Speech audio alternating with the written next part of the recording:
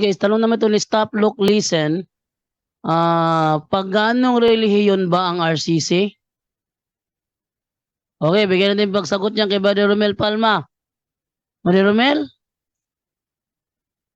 Wala. Brother Junre? Yes, bro, Jando, no? Well, no, pagano ba ang Katoliko? So, Paganong dapat, relihiyon ba ng RCC? kuhanin natin ang etymology ng being pagan, no? So, when we say pagan, naniniwala sa maraming Diyos. Now, tingnan natin ang ating aral kung marami bang ating Diyos o isa lang. Halimbawa, tinuruan tayo ng simbahan. I believe in God, the Father Almighty, Creator in heaven and earth. I believe in one God. Di ba? Yan ang aral natin ba dyan, do? Yes. So, hindi siya pagano kasi ang pagano, they believe in many gods. Kaya nga ang mga sa Greek mythology, ang dami nilang gods, no? Si Hermes, si Thor, si Hercules, no? Ang dami. Basta ang dami nilang kinikilalang Diyos, no? So hindi tayo mga pagano dahil isa lang ang Diyos natin. Tayo ay tawag niyan.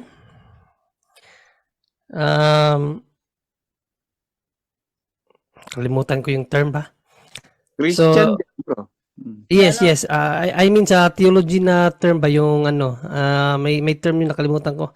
No? So, again, kapatid, hindi tayo pagano, no? Ang pagano, mayroong kinikilalang maraming Diyos.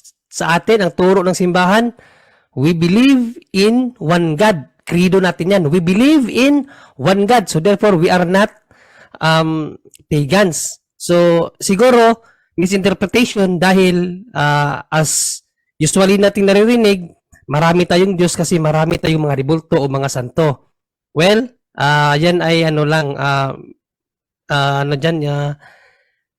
misinterpretation, no? Dahil yung mga santo ay hindi Diyos, no? At yung mga ribulto, hindi rin natin yun mga Diyos.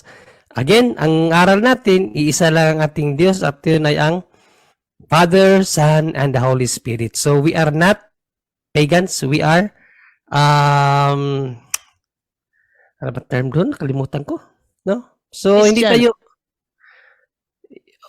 pero may term yun yung What? monotheism. We are monotheism. Yes. We believe in only one God. We're not polytheism. We are monotheism. Iisang Diyos lang ating kinikilala. At yun ang, sabi ni Bujando kagahapon, Ama, Anak, at ang Diyos Espiritu Santo. Yun lang.